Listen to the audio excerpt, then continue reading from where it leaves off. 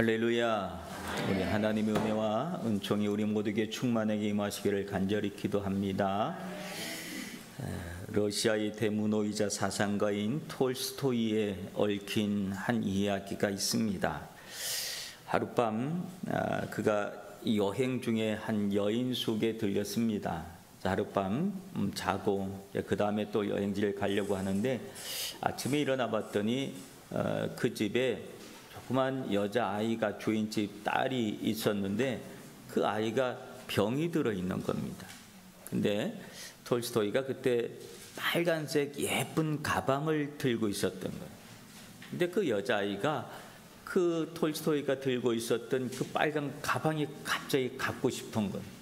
그래서 엄마한테 막 저거 나 갖고 싶어 막 떼를 쓰고 막 그렇게 하니까 엄마가 손님 거를 어떻게 달라고 그러겠어요. 그래서 나중에 그랬더니 톨스토이가 그걸 보고 안 된 마음이 들어서 내가 지금 이 가방 안에 짐이 잔뜩 들어있으니까 내가 여행 끝나고 난 다음에 와서 이 가방을 너한테 줄게. 그렇게 이야기하고 여행을 떠났습니다.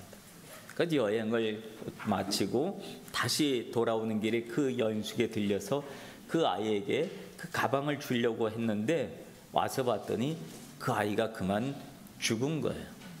그 사이에. 그래서 아이가 벌써 죽어서 장례를 치르고 그리고 묘지에 묻힌 거예요. 그러니까 그 아이를 죽었다는 사실에 그가 마음이 너무 아픈 거예요. 너무 아파서 그 아이의 무덤 있는 데 가서 비석을 하나 세워주면서 그런 생각을 했다는 거예요. 만약에 내가 그때 그 가방을 아이에게 줬다고 한다면 이 아이가 그 가방 때문에 좀 생명의 끈을 조금 더 붙잡고 있을 수 있지 않았을까 싶은 그런 막 마음이 미안한 마음과 이런 마음이 막 복잡하게 들더래요. 그래서 비석을 하나 세우면서 비석에다가 글귀를 하나 적어줬답니다.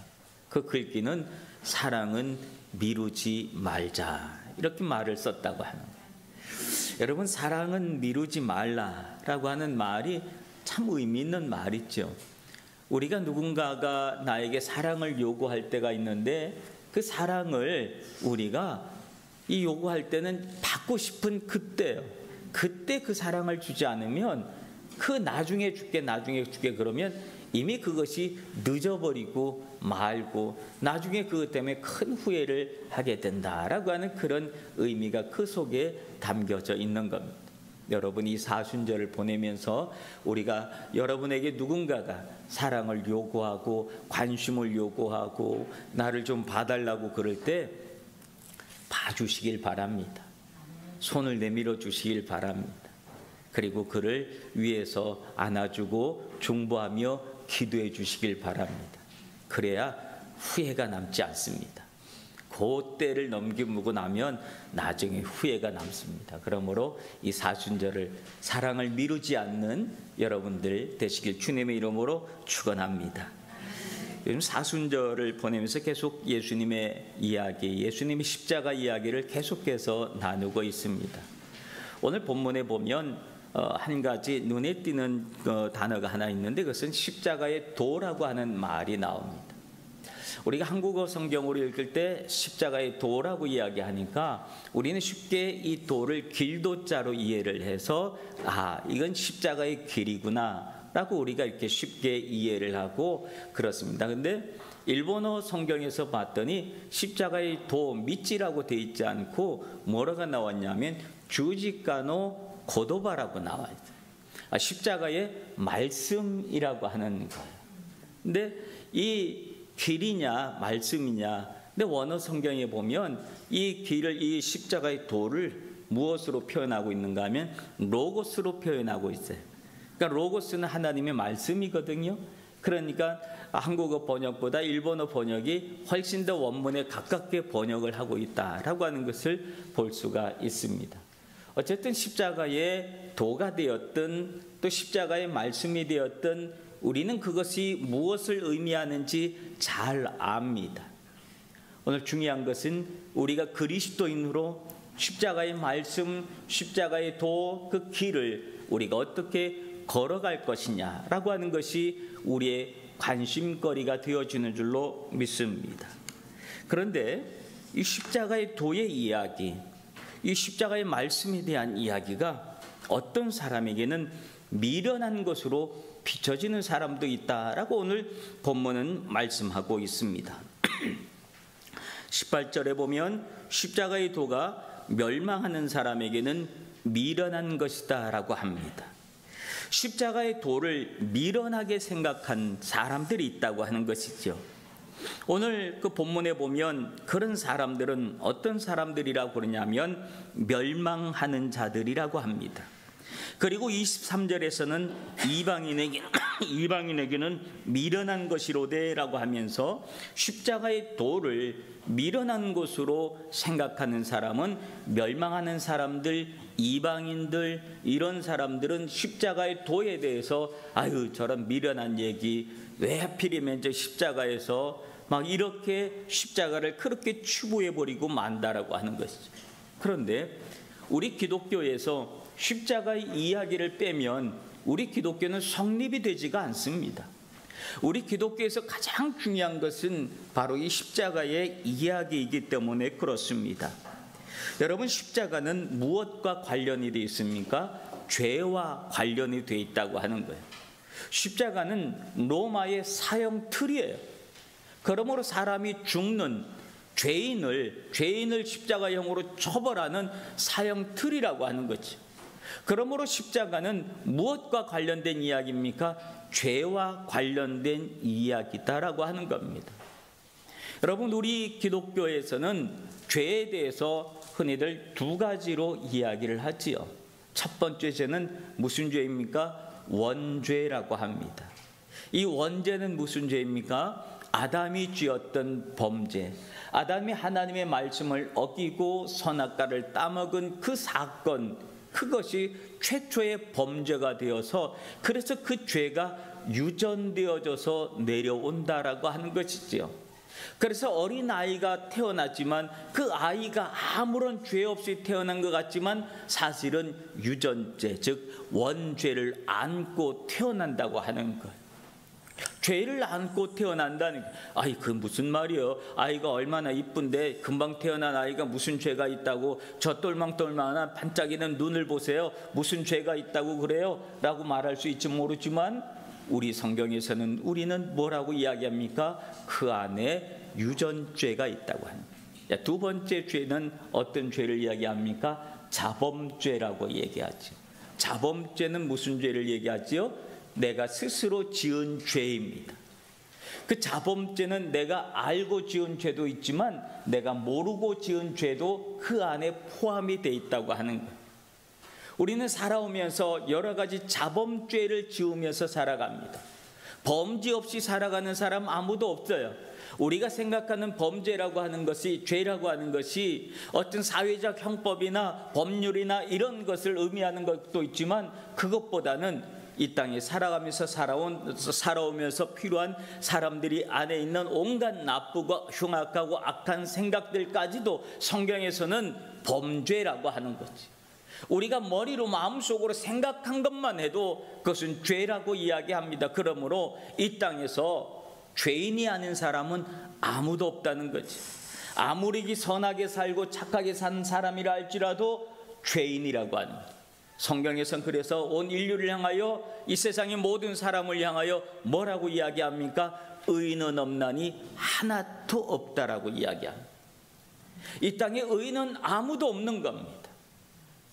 그러므로 우리는 모두 다 죄인인 겁니다. 그런데 이 죄의 문제를 어떻게 해결할 수 있느냐라고 하는 것이 십자가의 이야기라고 하는 거예요.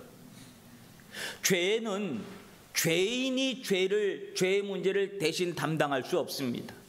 즉 아무리 착하고 의로운 사람이라 할지라도 아무리 정의로운 사람이라 할지라도 그가 가지고 있는 그 정의로움으로 모든 다른 사람의 죄를 대신할 수 없다는 거예요. 그가 죽으면 그는 그의 죄로 인하여 죽은 것이다라고 하는 거예요. 그러므로 그 죄의 문제를 해결하기 위해서는 죄 없는 자가 와야 된다라고 하는 거예요. 의인은 없나니 하나도 없다고 했는데 죄 없는 자가 어떻게 올 수 있습니까? 죄 없는 자 어디에 있습니까? 그래서 하나님은 당신의 독생자를 이 땅에 보내주신 겁니다. 그래서 어떤 부부 관계를 통해서, 사람과의 관계를 통해서 태어난 아이가 아니라 동정녀 마리아의 몸에서 태어나게 하셨다고 하는, 성령으로 잉태해서, 그래서 인간의 몸을 입고 죄 없는 자의 모습으로 이 땅에 오셔서 예수님은 십자가에서 인류의 죄악의 모습을 담당하셨다라고 하는 이야기이지요. 우리가 얘기하는 십자가의 도, 십자가의 말씀이라고 하는 것은 이런 중요한 내용들이 그 안에 포함이 되어 있습니다. 그래서 예수님은 그 십자가에서 죽으시면서 인류의 모든 죄악을 담당해 주셨고, 그리고 3일 만에 부활하셔서 죄로부터 우리를 자유케 해 주신 줄로 믿습니다. 그래서 누구든지 그 예수 그리스도를 믿는 사람은 구원을 받는다라고 말씀하고 있습니다. 그 십자가의 도, 십자가의 말씀 받아들인 사람에게는 구원이지만, 그러나 그 사실을 도저히 믿지 못하는 사람에게는 십자가 이야기는 미련한 이야기다라고 추구한다는 거예요. 논리를 좋아하고 인간의 삶을 이야기하던 철학가들, 사상가들, 그리고 과학을 좋아하는 사람들에게 이 이야기는 과연 십자가의 도가 어떻게 들려질까요? 오늘 20절에 나와 있는 지혜 있는 자가 어디 있느냐, 선비가 어디 있느냐, 이 시대의 변론자가 어디 있느냐라고 이야기하는데, 지혜 있는 자, 선비, 변론가들, 이런 모든 사람들은 자기의 이성적인 지혜와 논리로 모든 것을 생각하는 사람들인데, 그 인간의 이성과 논리로 그 죄의 문제를, 그 십자가의 문제를 이해할 수 있겠느냐라고 하는 거예요. 그래서 그들은 십자가 이야기는 미련한 이야기야, 기독교인들이 얘기하는 모든 얘기는 다 미련한 이야기들이야, 그렇게 취소해버리고 말았다라고 하는 이야기입니다. 죄가 유전되었다는 이야기, 그리고 우리가 한 번도 본 적도 없는 그 예수가 십자가에서 인류의 죄악을 대신 짊어졌다는 이야기, 그 이야기들을 받아들일 수 있을까요? 세상의 지혜로 설사 그렇다 할지라도 2000년 전에 있었던 그 예수의 이야기 속에 지금 이 시대를 살아가는 나의 죄악의 모습이 그 안에 포함되어 있다는 사실을 이성적으로 논리적으로 이해할 수 있겠느냐라고 하는 거예요. 그래서 십자가 이야기를 사람들은 미련한 이야기로 취소해버리고 만다는 거예요. 전지전능하신 하나님께서 인류를 구원할 수 있는 방법이 그 방법밖에 없었다라고 하는 사실을 이해할 수가 없는 겁니다. 그런데 성경에서는 분명히 이야기합니다. 그 사실을 믿지 아니하고 받아들이지 않는 사람들은 이방인이요 멸망하는 자들이다 라고 분명하게 말씀해 주고 있습니다. 뿐만 아니라 유대인들도 스스로 본인들이 당신들은 하나님의 택한 백성이다라고 하는 선민의식을 살아가고 있었지만, 그러나 그런 사람들에게 있어서도 십자가의 이야기는 거리끼는 이야기다라고 23절에 기록하고 있는 것을 봅니다. 유대인에게는 거리끼는 것이요 이방인에게는 미련한 것이로되 합니다. 그들에게는, 유대인들에게는 십자가 이야기가 왜 거리끼는 이야기가 되었을까요? 왜 거추장스러운 이야기가 됐을까요? 왜냐하면 그들이 생각한, 그들이 기대했던 메시아가 달랐기 때문에 그렇습니다. 그들은 정치적인 메시아를 기대하고 있었습니다. 로마의 식민지로 있었던 그들이었기 때문에 어떻게 해서든지 로마의 압자로부터 우리를 해방시켜줄 그 메시아를 기다리고 있었는데, 메시아라고 왔는데 그 예수를 봤더니 십자가에서 죽는데요. 그러니 그 십자가에서 죽어버리는 그 예수는 유대인들에게 있어서는 거리끼는 이야기, 그건 아니지 라고 하면서 예수님을 그렇게 취소해버리고 말았다라고 하는 사실이에요. 유대계 많은 뿐만 아니라 예수님의 제자 가운데서도 십자가 이야기는 거리끼는 이야기가 되었던 적이 있습니다. 사람들이 나를 누구라 하느냐? 그때에 베드로가 제자들이 고백합니다. 선지자 예레미야 중에 한 사람 이렇게 쭉 얘기하다가, 그럼 너희들은 나를 누구라 하느냐? 베드로가 뭐라고 고백합니까? 주는 그리스도시요 살아계신 하나님의 아들이다라고 합니다. 예수에 대한 제대로 된 신앙의 고백이 있는 것처럼 들렸습니다. 그래서 예수님은 내가 이제부터 장로들에게, 제사장들에게, 서기관들에게 고난을 받고 죽어야 되겠다라고 했더니, 베드로가 그 이야기를 듣자마자 한 얘기가, 주님 그러면 안 됩니다. 죽다니요, 무슨 말씀을 하시는 거예요? 그때 예수님은 베드로에게 뭐라고 말씀하십니까? 사탄아 물러가라. 십자가의 이야기를 거리끼는 이야기로 생각하고 받아들이고 거리끼게 받는 사람들은 예수님이 말씀하시는 거예요. 사탄아 물러가라. 멸망한 자들이구나, 미련한 자들이구나, 이방인들이구나. 주님은 그렇게 말씀하셨다라고 하는 거예요. 여러분에게는 십자가 이야기가 어떻게 들리십니까? 여전히 여러분도 십자가가 미련한 이야기로 들려지십니까? 그러나 오늘 본문에 보면 십자가의 도가 구원받는 우리에게는 하나님의 능력이라고 이야기를 합니다. 십자가의 이야기가 믿어지고 아멘 되어지는 사람은 구원받은 하나님의 백성이다 라고 분명하게 말씀해 주고 있습니다. 그러므로 구원은 아무나 받는 것이 아니다라고 하는 거예요. 십자가의 말씀, 즉 예수 그리스도의 복음이 믿어지는 사람에게는 구원이 주어지는 줄로 믿습니다. 예수님은 인류의 모든 죄악을 짊어지고 십자가에서 단번에 모든 죄의 문제를 해결해 주셨습니다. 그러나 아무리 예수님이 우리 죄악을 십자가에서 대신 짊어지고 죽으심으로 용서해 주셨다 할지라도 그 사실을 믿지 않으면 여전히 그 십자가 이야기는 나하고는 전혀 상관없는 이야기가 되고 만다라고 하는 거예요. 그러나 믿는 사람에게는 주님이 이뤄놓은 모든 죄사함의 축복과 구원하심의 은혜와 은총이 임하게 되는 줄로 믿습니다. 그러므로 우리는 믿어야 되는 겁니다. 근데 사실이 믿어야 된다 그래서 믿어집니까? 주님이 역사해 주시지 않으면, 성령이 역사하시지 않으면 이 사실이 믿어지지 않는 겁니다. 그러므로 하나님의 택한 백성들에게는 성령이 역사해 주셔서 이 사실을 아멘 할 수 있도록 성령께서 감동, 감화를 시켜주신 줄로 믿습니다. 그 십자가 이야기가 능력이 되어서 2000년 후에 태어난 우리의 모든 죄악을 다 용서해 주셨습니다. 그리고 더 중요한 것은 그 십자가의 이야기는, 십자가의 죄 용서 속에는 우리가 지은, 과거에 지은 죄악뿐만 아니라 어떤 죄악도 이미 용서가 되었는 줄 아십니까? 앞으로 지을 죄까지도. 내가 앞으로 짓지도 않았어. 근데 앞으로 살아가면서 더 죄를 지을 것 같아. 지을 모든 죄악도 예수님은 십자가에서 다 용서를 해주신 줄로 믿습니다. 왜요?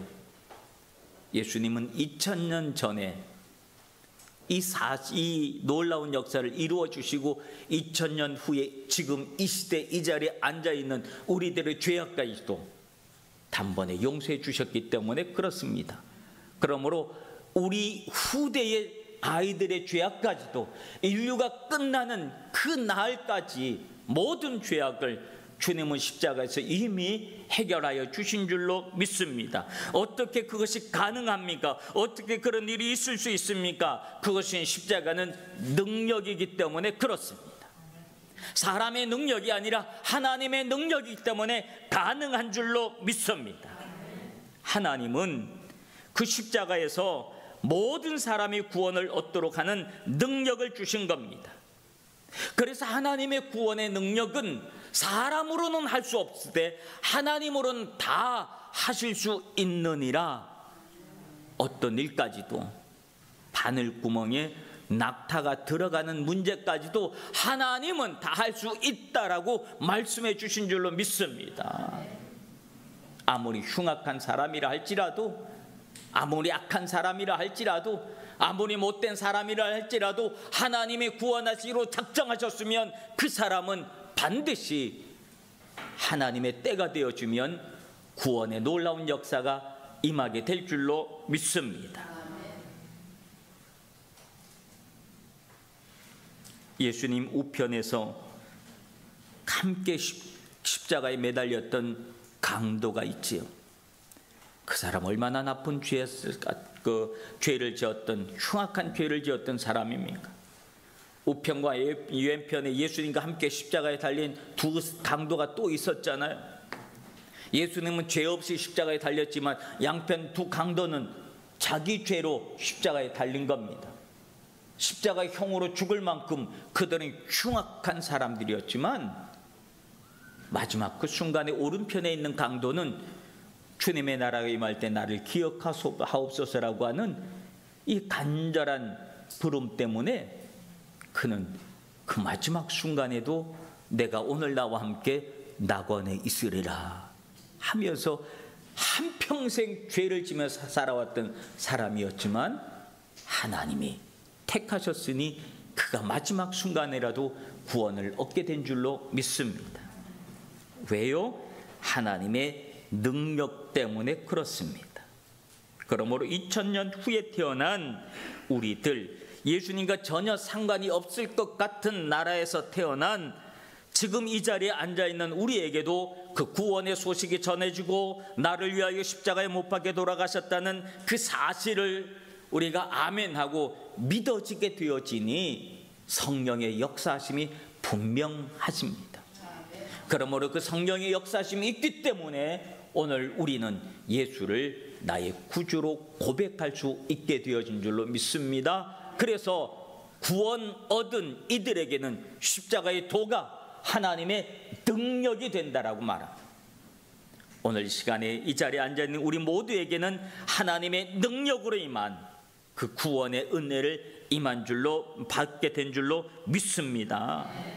누구든지 성령으로 아니하고서는 예수를 주라고 고백할 수 없다라고 분명히 성경이 말씀하고 있기 때문에 그렇습니다. 그리고 십자가의 도의 이야기, 그 그리스도의 이야기는 하나님의 지혜라고 말씀하고 있습니다. 우리의 지혜와 차원이 다른 지혜라고 합니다.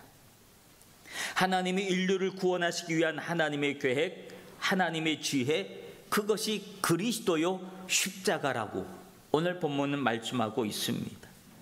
이 지혜에 대해서 고린도전서 2장 7절부터 말씀해 보면 오직 은밀한 가운데 있는 하나님의 지혜를 말하는 것으로서 곧 감추어졌던 것인데 하나님이 우리의 영광을 위하여 만세 전에 미리 정하신 것이라. 이 지혜는 이 시대의 통치자들이 한 사람도 알지 못하였으니 만일 알았더라면 영광의 주를 십자가에 못 박지 아니하였으리라. 하나님의 지혜에 대한 말씀을 해주십니다. 십자가는 하나님의 감추어진 지혜라고 말합니다. 사람들이 알지 못하는 지혜라고 말합니다. 사람들이 깨달지 못한 지혜였다라고 얘기하는 거예요. 오늘 이 십자가의 이야기를 성경에서는 고린도전서에서는 뭐라고 이야기합니까? 만세전이라고 얘기했는데 만세전이라고 하는 말은 세상이 창조되기 전에 라고 하는 말이에요. 세상이 창조되기 전부터 하나님 이 계획을 가지고 계셨다는 거예요. 그러므로 십자가의 이야기는 예수님께서 이 땅에 태어나셔서 그리고 이 땅에 오셔서 이 땅에서 살아가다가 세상 정치인들이 갑자기 만들어낸 이야기가 아니라고 하는 거예요. 이미 하나님의 계획 속에서 다 있었던 이야기라고 하는 거예요. 근데 그 지혜를 사람들이 미리 알았으면 십자가에 못 박지 않았을 것이라고 얘기해요. 특별히 사단이 이 사실을 미리 알았다면 특별히 예수를 십자가에 못 박지 않게 할 겁니다. 왜요? 그래야 구원이 없기 때문에 그래요. 예수님이 십자가에서 죽지 않아야 구원이 주어지지 않기 때문에, 그리고 인류를 구원할 수 없기 때문에 그래. 그래서 그 지혜는 감추어진 지혜였다고 얘기해요. 아무도 알지 못했어요. 하나님만 알고 계셨다는, 이 세상 지혜로 그 사실을 알 수 없었다는 이야기예요. 성경에 보면 하나님의 지혜에 대한 이야기가 얼마나 많이 있는지 몰라요. 우리의 논리로, 우리의 이해력으로 이해할 수 없는 방법으로 하나님은 놀라운 역사를 일으키는 그런 일들이 얼마나 많이 있었습니까? 그러나 그 모든 하나님의 일을 깨달아 알 수 있도록 하시는 것이 있었는데, 그것은 성령이라고 하는 거예요. 그래서 고린도전서 2장 10절에 보면 모든 것 곧 하나님의 깊은 것까지도 통달하신다고 하셨는데, 그것은 성령이라고 합니다. 성령이 깨닫게 하시는 거예요. 성령이 알게 하시고, 성령이 이해하게 하시고, 성령이 받아들이게 하시고, 성령이 그 사실을 깨달아 알게 하여 주시고 아멘하게 하시는 것인 줄로 믿습니다. 성경에 보면 하나님의 지혜 이야기가 얼마나 많아요. 여호수아 6장에 보면 이스라엘 백성들이 여리고성을 정복할 때에 하나님의 지혜가 그 속에 있었지요. 사람들은 여리고성이 견고한 성이기 때문에 더 강한 군사력을 가지고 공격해야지만 성이 무너질 것 같았지만, 하나님은 강한 군사력을, 사람들이 생각하는 방법을 선택하지 아니하시고 하나님의 지혜로 말씀하셨어요. 성을 그냥 한 바퀴 돌아. 오늘도 돌고 내일도 돌고 모레도 돌고 그렇게 6일간 돌아, 한 바퀴 그냥. 그리고 마지막 7일째 되면 7바퀴를 돌아. 그리고는 소리를 질러. 그 하나님의 방법대로 했더니 놀라운 역사가, 그 철옹성 같았던 여리고성이 확 무너지고 말았어. 사람이 생각한 방법이 아니에요. 인간의 방법이 아니에요. 하나님께서 허락하여 주신 하나님의 지혜, 하나님의 말씀, 이 말씀에 아멘한 자에게 일어나는 일들이었는 줄로 믿습니다. 우리가 살아가면서 그래요. 하나님은 우리가 생각한 한 방법과 전혀 다른 제안을 낼 때가 있어요. 높아지고 싶냐? 낮아져라. 섬기고 누가에게 섬기면 받고 싶냐? 오히려 네가 섬기면 자가 돼. 겸손해. 십자가를 네가 져. 전혀 다른 방법으로, 우리가 생각하는 것 전혀 다른 방법으로 하나님은 말씀해 주시는 거예요. 하나님의 지혜가 거기 있기 때문에 그래요. 그래야 문제를, 근본적인 문제까지 해결할 수 있다고 하는 거예요. 우리의 방법대로, 우리 생각대로 하면 근본적인 문제 해결이 절대로 있을 수 없다는 거예요. 계속 문제가 꼬이고 또 꼬여서 관계가 이상하게 돼버리고 말지만, 하나님은 십자가의 죽음, 그 사실로 모든 문제를, 근본적인 문제의 해결을 허락하여 주시는 줄로 믿습니다.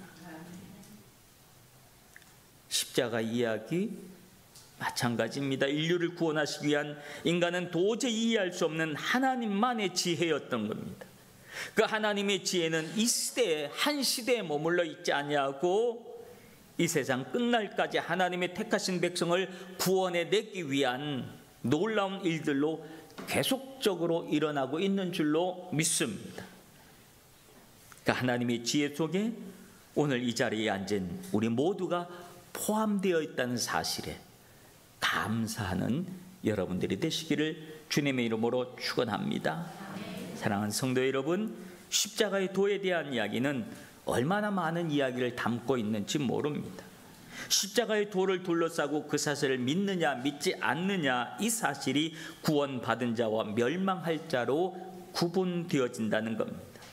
이 사순절에 나를 택하시고 주님의 십자가의 도를 믿고 받아들일 수 있도록 성령을 보내주셔서, 믿게 하여 주셔서 하나님의 자녀가 되게 하시는 하나님의 능력과 하나님의 지혜 속에 내가 있음을, 내가 그 안에 포함되어 있음을 감사하면서 더욱더 주님의 영광을 위해서 살아갈 수 있는 복된 성도들이 되시길 주님의 이름으로 축원합니다.